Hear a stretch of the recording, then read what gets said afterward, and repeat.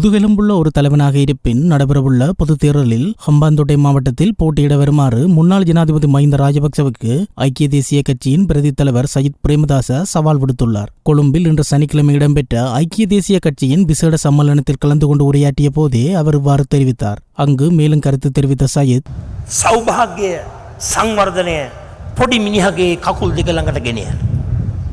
ඒක තමයි එක්සත් ජාතික පක්ෂයේ අරමුණ.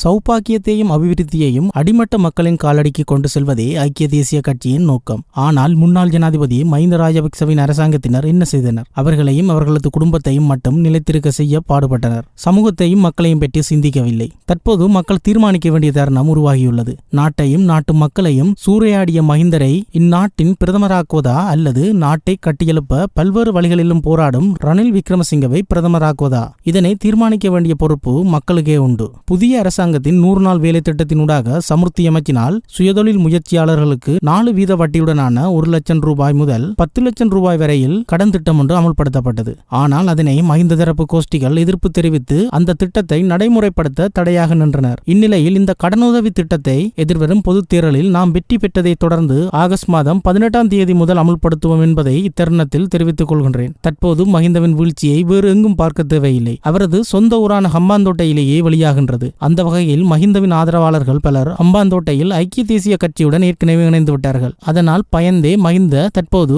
ஹம்பாந்தோட்டையிலிருந்து பாய்ந்து சென்று குருநாகலில் போட்டியிடுகின்றார். இந்நிலையில் நான் அவருக்கு ஒரு சவாலை விடுக்கின்றேன். வேட்புமனு தாக்கல் நிறைவு பெறுவதற்கு எதிர்வரும் திங்கட்கிழமை மதியம் 12 மணி வரை காலம் இருக்கின்றது. அதற்குள் குருநாகலில் இருந்து வாபஸ் பெற்று தைரியம் இருந்தால் என்னுடன் ஹம்பாந்தோட்டையில் போட்டியிடுமாறு கேட்டுக்கொள்கின்றேன். அது மட்டுமின்றி இம்முறை ஐதேக ஹம்பாந்தோட்டையிலேயே தனது பாரிய வெற்றியை பதிவு செய்யும் என்பதையும் உறுதியாக கூறுகின்றேன்.